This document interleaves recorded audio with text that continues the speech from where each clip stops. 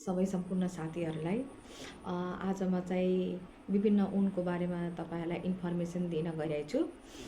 सुरुमा त सबैले हेर्ने जस्तो ऊनहरू भनेको यस्तो ऊनहरू जुन कि सजिलै मार्केटमा एभाइलेबल हुन्छ, गाउँघरमा पनि पाइन्छ यो। अनि यो भनेपछि कटन ऊन हो। यो गर्मीमा पनि लाउन सकिन्छ।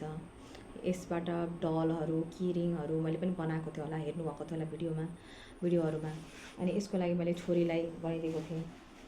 अनि मैले यसबाट नै यो बनाएको छु, तर अहिले इन्कम्प्लिट छ सामान नभएर मैले आँखा ल्याउन भ्याएको छुइनँ, बजार जानै भ्याएको छुइनँ, त्यही भएर इन्कम्प्लिट छ। डल बनाएको छु, यहाँबाट हेर्न सक्नुहुन्छ। अनि धेरै जसोलाई जानकारी नभएको होला यस्तो खालको यान।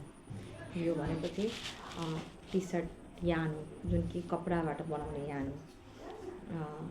अनि यसबाट विभिन्न प्रकारका ब्यागहरू, म्याटहरू अनि झोलाहरू धेरै अरू किसिमका पनि बन्छ। यो विदेशमा प्राय गरी युज हुन्छ है। मैले चाहिँ यसबाट चाहिँ ब्याग बुनिरहेको छु, हेर्न सक्नुहुन्छ।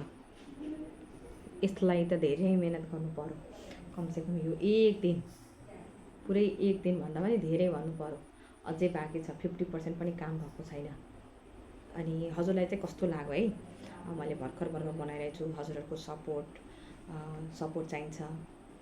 यदि मन पर्यो भने प्लिज सेयर गरिदिनु, लाइक गर्नु। यदि तपाईँलाई इन्फर्मेसन अझै चाहियो भने तपाईँहरूले कमेन्ट गर्न सक्नुहुन्छ, इनबक्स गर्न सक्नुहुन्छ है। Thank you for watching.